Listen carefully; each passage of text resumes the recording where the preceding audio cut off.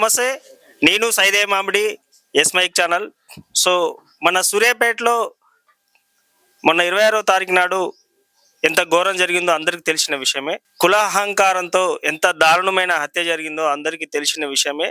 కాకపోతే అది ఎంత వాళ్ళకు డబ్బు ఆస్తి ఎక్కువ చూసుకొని పాపం తన సొంత కూతురు ఎంత బాధపడుతుంది, తన సొంత చెల్లె కానీ అక్క కానీ ఎంత బాధపడుతుంది, కనీసం కనికరం లేకుండా మాలబంటి ఆలెస్ కృష్ణని ఎంత ఘోరాతి ఘోరంగా చంపారో అందరికి తెలిసిన విషయమే. బట్ కాకపోతే ఇక్కడ ముఖ్యమైన విషయం ఏంటంటే వీళ్ళకి ఎలాంటి సపోర్ట్ దొరకకపోవడం చాలా బాధాకరమైన విషయం. సో ఇప్పుడు మాలబంటి కృష్ణ వాళ్ళ వైఫ్ని భార్గవ్ని అడిగి తెలుసుకుందాము. అమ్మ నమస్తేరా. నమస్తే అండి. ఇప్పుడు ఇన్సిడెంట్ జరిగింది కదా, ఇది అందరికి తెలుసు ఎంత ఘోరంగా జరిగింది. 3-4 రోజుల నుంచి కూడా అందరు తీసుకుంటారు. ఇదంతా ఒక సబ్జెక్ట్ అయితే మీకు ఎవరి నుంచి అయినా అధికార పార్టీ నుంచి కానీ ప్రతిపక్ష పార్టీ నుంచి కానీ ఏ ఇతర ప్రజాప్రతినిధులు ప్రజలకు సేవ చేస్తాం మేము, మీకు ఏదైనా ఆపదొస్తే మేము ఉన్నాం అనేది చెప్పుకొని తిరిగేటోళ్ళు ఉన్నారు కదా, అలాంటి నాయకులతో మీకు ఎలాంటి సహకారం కానీ ధైర్యం కానీ దొరికిందా? లేదు, పార్టీ నుంచి అయితే ఎవరు రాలేదు. నాగార్జున రెడ్డి ఒకరు వచ్చారు, కాసేపు మాట్లాడి వెళ్ళిపోయారు. ఇంకా మాల యువసేన వాళ్ళు వచ్చి మేమున్నాం మీకోసం ఎడిదాకైనా వస్తామని చెప్పి వాళ్ళు మాత్రమే వచ్చారు. ఇంకా ప్రజాసేవ చేసేటోళ్ళు ఒక అతను వచ్చి నీకు ఏదంటే అది నేను చదివిపిస్తా అని చెప్పడం అవి ఇవి చేసి మాట్లాడి వెళ్ళిపోయారు. ఇంకా పార్టీ నుంచి మాత్రం ఎవరు రాలేరు. పోలీస్ వాళ్ళు ఏ ధైర్యం మాకు ఇప్పటి వరకు చెప్పలేదు. ఏం కాదు మేమున్నాం మేము చూసుకుంటామని చెప్పలేదు మాకు ఇప్పటి వరకు. ఈవెన్ పోలీసు వాళ్ళు కూడా మీకు ధైర్యం చెప్పే పొజిషన్ లేరు. అంటే నువ్వు నిజంగా ఈ కేసులో లాస్ట్ లో ఒక ట్విస్ట్ రివీల్ అయింది మీ నాయనమ్మ గురించి. సో అసలు నువ్వు ఎక్స్పెక్ట్ చేసినావా మీ నాయనమ్మ ఇది చేసి ఉంటుందని? నీకు ఏమైనా ఆలోచన వచ్చి ఉండాలా? రాలేదు. అంటే కోపం ఉంటది కదా, నార్మల్ గా అరుస్తారు తిడతారు లవ్ మ్యారేజ్ చేసుకున్నప్పుడు అని చెప్పి అనుకున్నా. కానీ ఇట్లా చేస్తారని చెప్పి నేను ఎక్స్పెక్ట్ చేయలేదు. ఇంకా అందులో ఇంకా బుచ్చమ్మ అనేట ఆమె ఉంది అని చెప్పి నేను అనుకోలేదు. మొత్తం ఆమెనే రెచ్చగొట్టిందంట, అది చేసిందంట. మీరేం చెయ్యలేరా, మాదిగోడు మాలోడు ఎందుకు వాళ్ళ ఇంట్లో పోయి ఉంటుంది అని చెప్పి రెచ్చగొట్టడం, వాళ్ళని మీరేం చెయ్యలేరా అనడం జరిగిందంట. మొత్తం క్యాస్ట్ ఫీలింగ్ తీసిందే ఆమె. జనరల్ గా అంటే మీ ప్రేమ గురించి తెలిసిన తర్వాత మీ ఇంట్లో ఎంతమంది సాఫ్ట్ గా కొంచెం మంచిగా రియాక్ట్ అయ్యారు? అసలు ఎంతమంది నీకు వ్యతిరేకించారు? నాన్న సాఫ్ట్ గా ఎవరు లేరు. అంటే మమ్మీ డాడీ నన్ను ఒక దెబ్బ కూడా వేయలేదు, ఏమనలేదు, కొట్టలేదు. కానీ అట్లా చెయ్య మాకు వద్దు, వాళ్ళు ఎస్సీ కదా, మన క్యాస్ట్ వేరు వాళ్ళ క్యాస్ట్ వేరు అని చెప్పి చెప్పడం జరిగింది. కానీ ఇద్దరు అన్నయ్యలు కొట్టడం, నాయనమ్మ కొట్టడం జరిగింది అప్పుడు. సో ఈ చేసిన తర్వాత లవ్ మ్యారేజ్ చేసుకొని వచ్చిన తర్వాత ఎప్పుడైనా మీ బ్రదర్స్ మీ అన్నయ్య వాళ్ళు నీతో మాట్లాడడం జరిగిందా, డైరెక్టర్ గానీ ఇండైరెక్టర్ గానీ? లేదు, మాట్లాడలే వాళ్ళు ఎప్పుడు. కానీ మమ్మీ వచ్చేది, మాట్లాడేది, ఇంటికి వచ్చేది. మమ్మీ నన్ను తీసుకెళ్ళడానికే వచ్చేది. వచ్చేసే ఇంకా నువ్వు ఎట్లుంటావు, ఇంకా 2 months అవుతుంది, ఇంకా మేము వేరే పెళ్లి చేస్తాం, ఇంకా మంచి పెళ్లి చేస్తాం, మంచిగా చేస్తాం, నీకు ఏదంటే అది ఇస్తామని చెప్పినా కూడా నేను రాను మమ్మీ, ఆల్రెడీ నాకు పెళ్లి అయిపోయింది, నేను బంటితోనే ఉండాలనుకుంటున్నా మమ్మీ, సచ్చినా బంటితోనే బ్రతికినా బంటితోనే, ఏ కష్టమైనా వచ్చినా కూడా నేను బంటితోనే ఉంటా అని చెప్పిన. అట్లా 3-4 times చెప్పిన. ఇదంతా కూడా మీ కుటుంబానికి అంటే మీ అమ్మగారు వాళ్ళ సైడ్ ఇదంతా కూడా అంటే ఆస్తి డబ్బు చూసుకొని అంటారా ఇదంతా? అవును, పైసలు ఎక్కువ ఉన్నాయని చెప్పే వాళ్ళకి ఇది. ఇంకా కులాంతర వివాహం చేసుకున్నామని చెప్పి వాళ్ళకి పిచ్చి, ఇంకా కులం తక్కువ అని చెప్పి మాట్లాడడం, అవి ఇవి మాట్లాడడం వాళ్ళు. ఇప్పుడు మీకు మీ లవ్ చేసుకోక ముందు బంటి మీ అన్నయ్య బ్రదర్స్ కదా, అప్పుడు బంటి మీ ఇంట్లో అంటే మంచినీళ్ళు తాగడం కానీ అన్నం తినడం కానీ పనుకోవడం కానీ జరిగిందా? నువ్వు ఇంటికి తీసుకొస్తే ఏం పర్లేదు, కానీ నేను పెళ్లి చేసుకుంటే కులం వచ్చిందా నీకు?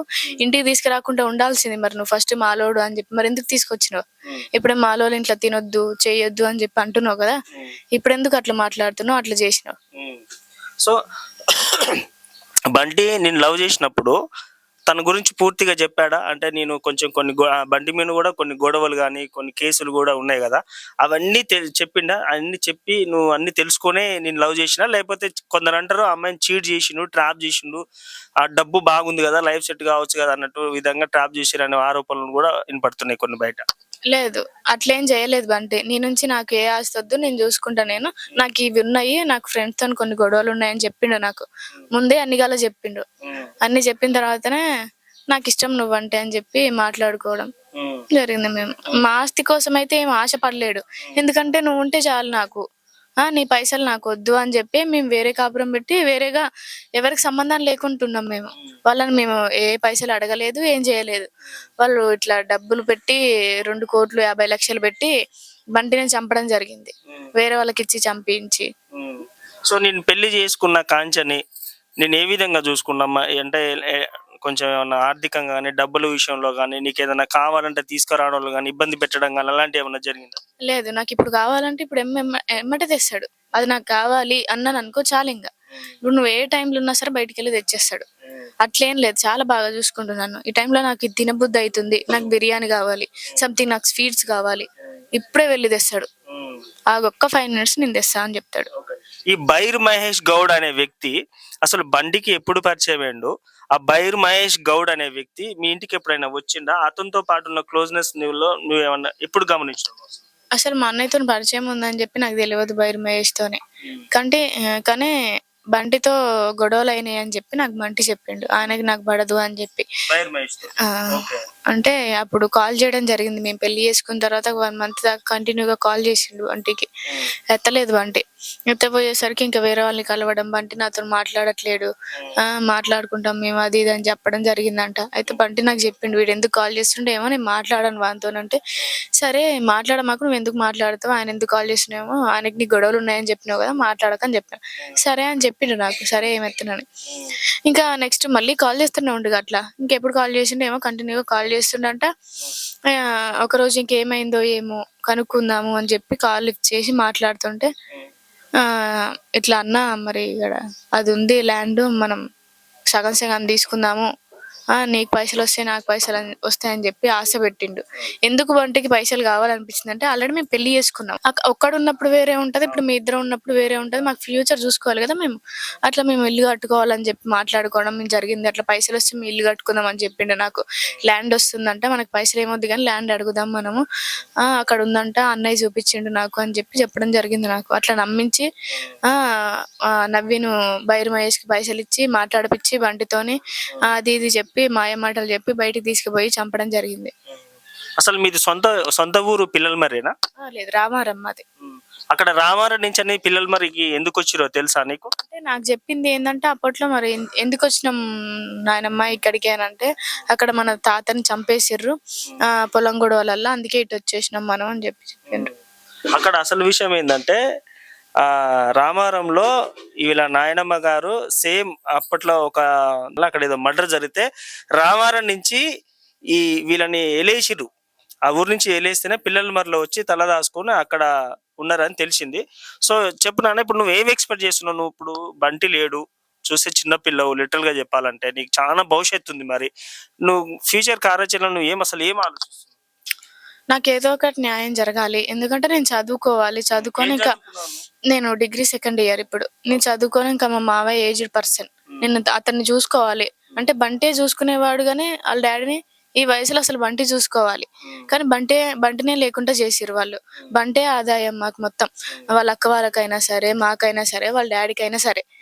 ముగ్గురికి పెట్టేవాడు, మంచిగా చూసుకునేవాడు మమ్మల్ని అందరినీ. బంటినే లేకుండా చేస్తే మేము ఎట్లా బతకాలి? అసలు మాకు ఎలాంటి ఆస్తిపాస్తులు లేవు వెనకాల. ఇట్లా ఓన్లీ మేము ఇల్లు కట్టుకోవాలని చెప్పి పెళ్లి అయిన తర్వాత ప్రిపేర్ అయ్యి ఈ ప్లేస్ కొనుక్కుందాం అదని చెప్పి మాట్లాడుకోవడం జరిగింది. ఆ పైసల కోసమే బంటి కష్టపడడం, తిరగడం బయట జరిగింది. అంటే ఇప్పుడు చాలా వరకు సరే, ఇప్పుడు అంటే బంటి మీద ప్రేమతోటి మీ అమ్మ వాళ్ళ కోపంతో నువ్వు ఇట్లా అనొచ్చులే కానీ, ఇంకా ఫర్దర్ ఫ్యూచర్ లో సరే ఇప్పుడు బంటి వాళ్ళ ఫ్యామిలీ కూడా ఇక సరేలే అమ్మ, ఇక జరిగింది ఏదో జరిగింది, ఇక మమ్మల్ని వదిలేసి వెళ్ళిలే, మీ అమ్మ వాళ్ళకు ఆస్తుంది, డబ్బు ఉంది, ఇంకా చాలా ఇక చనిపోయినట్లే ఎట్లాగో తిరిగి రాలేడు. సో నీకు నువ్వు వెళ్ళు ఉన్నా కూడా వద్దు, ఒకవేళ వీళ్ళకి ఏమన్నా డబ్బులు కట్టించి బంటి వాళ్ళ సిస్టర్స్ కానీ వాళ్ళ నాన్నకు కానీ అమౌంట్ ఏమైనా కట్టించి కాంప్రమైజ్ చేసి వెళ్ళమంటే వెళ్తావాను? నేను వెళ్ళాను. వాళ్ళు చూసుకుంటా అని చెప్పారు నాకు. నీకు ఎంతకైనా మేము చూసుకుంటాము, మేము చదివిపిస్తాము. నేను కూడా చెప్పాను, నేను వాళ్ళ ఇంటికి వెళ్ళను, నా బంటిని చంపిన వాళ్ళ ఇంటికి నేను ఎలా వెళ్ళను, చదివిపిస్తే చాలు నన్ను, కొన్ని రోజుల తర్వాత నేను జాబ్ చేసుకుంటా అని చెప్పిన. అంటే తర్వాత బయటకు వచ్చిన తర్వాత మీ అన్నయ్య వాళ్ళు ఇప్పుడు బైరు మహేష్ గౌడ్ కానీ మీ ఫ్యామిలీ ఇప్పుడు చూస్తే ఇంత క్రూరంగా చంపిరో అర్థమవుతుంది. చాలా పైచాచికంగా చంపి ఆ పైచాచికంగా కార్లు తిప్పుకొని డెడ్ బాడీని చూసుకుంటూ ఎంజాయ్ చేసిరంటే ఎంత క్రూరమైన మెంటాలిటీతోనే ఉన్నారో అర్థమవుతుంది. సో బయటకు వచ్చిన తర్వాత వాళ్ళ నుంచి నీకేమన్నా అంటే మీ అత్తయ్య గారి ఫ్యామిలీకి కానీ మీకు కానీ థ్రెట్ ఉందని భావిస్తున్నావా? ఉన్నది. ఎందుకంటే ఇప్పుడు బంటి నాతోని ఉన్నాడు కాబట్టి బంటిని చంపేసిర్రు. నేను వాళ్ళ ఇంటికి రావాలని చెప్పి నేను చెప్తే వినట్లేనుగా. నేను బంటితోనే ఉంటా అని చెప్పి మేమిద్దరం ఫిక్స్ అయ్యి మేము ఇక్కడ ఉంటున్నాం. తర్వాత నా బంటిని చంపేసిండ్రు. నేను ఇంకెవరి దగ్గర ఉంటా, మా వదిన వాళ్ళ దగ్గర ఉంటా. సరే వాళ్ళని కూడా ఏదైనా చేస్తే నేను రాట్లే అని చెప్పి నాకు థ్రెట్ ఉంది వాళ్ళ మీద ఖచ్చితంగా. మాకు ఏదో ఒకటి చెయ్యాలి, ఎప్పటికైనా మాకు థ్రెట్ ఉంది వాళ్ళ మీద. పోలీసు వాళ్ళకు చెప్పారా మరి థ్రెట్ ఉందని? వాళ్ళకి ఏమైనా పిటిషన్ లాంటి పిటిషన్ అంటే రాతపూర్వకంగా ఏమైనా రాసించిరా? మేము ఆ రోజు రాసించాము. ఇంకా ఇవాళ కూడా ఉండేది, మాట్లాడాలి, వెళ్ళి రాసి ఇవ్వాలి. ఇంకా ఏమన్నారు పోలీసు వాళ్ళు? ఇట్లా థ్రెట్ ఉంది సార్ మాకు, వాళ్ళ ద్వారా బయటకు వచ్చినా కూడా ఇబ్బంది అయిద్దని. అదే ఇవాళ మాట్లాడాలి. ఆ రోజు ఓన్లీ ఎట్లా చనిపోయిండు, ఎక్కడికి వెళ్ళిండు మాత్రమే రాసుకురు ఫస్ట్ డే. ఇప్పుడు ఇంకా మేము వెళ్ళి వాళ్ళకి చెప్పాలి, రాసుకుంటారంట. ఇంకా నిన్న మేము లేము, ఇక్కడ దినం చేయనికి వెళ్ళాము అన్నారంకి. అందుకే ఈ రోజు మాట్లాడతా అని చెప్పారు మాకు. ఎక్కడికి రమ్మన్నారు పోలీసు వాళ్ళు? ఎన్ని గంటలకు రమ్మన్నారు? అక్కడికి స్టేషన్ దగ్గరికే రమ్మన్నారు. సో మొత్తానికి అయితే లాస్ట్ అండ్ ఫైనల్ గా ఒక రకంగా చెప్పాలంటే కోర్టు మన కేసు ట్రయల్కి వచ్చిన తర్వాత కాంప్రమైజ్ చేయడానికి ప్రయత్నాలు చేస్తారు. సో ఫైనల్ గా నువ్వు ఏం కోరుకుంటున్నావు? ఏం జరగాలి? నీకు ఎలాంటి న్యాయం కావాలనుకుంటున్నావు? కాంప్రమైజ్ అయ్యేది లేదు. ఇంకా ఏడికైనా మేము సిద్ధం. వాళ్ళు కాంప్రమైజ్ చేసినా కూడా మేము చెయ్యం. మాకు ఎలాంటి పైసలు వద్దు వాళ్ళ నుంచి. మా బంటికి ఎలా జరిగిందో వాళ్ళకి జరగాలి. ఏంటంటే ఒక ప్రాణం పోయింది, వాళ్ళకి అది లేదు. అంటే బెయిల్ ఇచ్చి వాళ్ళు బయట తిరగడం, అది చేయడం ఇది చేయడం చేస్తే మాత్రం మేము ఊరుకోము. వాళ్ళకి బెయిల్ ఇచ్చే పరిస్థితే ఉండకూడదు. అంటే డబ్బులు బాగున్నాయి కదా మీ అమ్మ వాళ్ళ సైడు, లక్షల కోట్లకు ఉన్నాయి కదా, ఎంత డబ్బు అయినా పెట్టి బయటకు వచ్చి మళ్ళా ఆరంగా కేసు కొట్టించుకునే ప్రయత్నాలు ఏమైనా చేస్తున్నారు? వాళ్ళు వచ్చినా సరే మేము చూసుకుంటాం. ఇంకా తర్వాత బంటి ఫ్రెండ్స్ చాలా మంది ఉన్నారు, వాళ్ళు కొనని చెప్తారు. మేము అంటే చెప్తే వాళ్ళు వెళ్ళనికైనా సిద్ధంగా ఉన్నారు. సరే ఓకే అమ్మా. సో నేను కూడా నీకు ఆ దేవుడు ధైర్యాన్ని ఇవ్వాలని మనస్ఫూర్తిగా కోరుకుంటున్నా. ఖచ్చితంగా నేను మా ఛానల్ ద్వారా కూడా నీకు సపోర్ట్ ఇస్తాను. నేను ఈ స్టడీకి సంబంధించి కానీ ఇంకా స్టడీ అయిపోయిన తర్వాత జాబ్ పరంగా కానీ ఏదైనా ఉంటే నేను లోకల్ ఛానల్ ఇక్కడ నా పేరు సైదే మామిడి ఎస్మైక్ ఛానల్ నాది, ఖచ్చితంగా మీకు సపోర్ట్ చేస్తాను నేను. సో ఇది మరి ముఖ్యంగా ఇక్కడ మెయిన్ గమనించాల్సిన విషయం ఏంటంటే ప్రజలు బాగా ముఖ్యంగా ఇక్కడ ఒక దళిత సామాజిక వర్గానికి సంబంధించిన యువకుడు ఒక గౌడ సామాజిక వర్గానికి సంబంధించిన పెళ్లి చేసుకుంటే ఖద్దరు సొక్కాలు వేసుకొని షోయింగ్ చేసేటోళ్ళు ఉంటారు చూడు, నేనుంటాము అసలు ఆ పెద్ద దళితులు నేనే, దళితులకు అండదండ ఉంటా నేనే అని చెప్పేసి కార్ల మీద జీపుల మీద ఎలక్షన్లు వచ్చినప్పుడు ఇట్లా షోయింగ్ చేసుకుంటా గల్లీలు తిరుక్కుంటూ ఉన్నట్టు కదా, అలాంటి ఒక్కడు కూడా వచ్చి ఇక్కడ ధైర్యం ఇచ్చిన వాళ్ళు ఎవరు లేరు, ప్రత్యక్షంగా కానీ పరోక్షంగా కానీ. సో దళితులు ఇదంతా కూడా ఒకసారి గమనించాలి.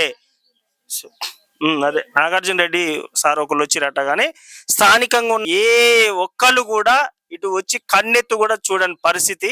సో అది దళితుల మీద ఉండే నాయకులకు ఉండే ముసలి కన్నీరు గార్చే ప్రేమ. ఇప్పటికైనా దళితులు అర్థం చేసుకోవాలి.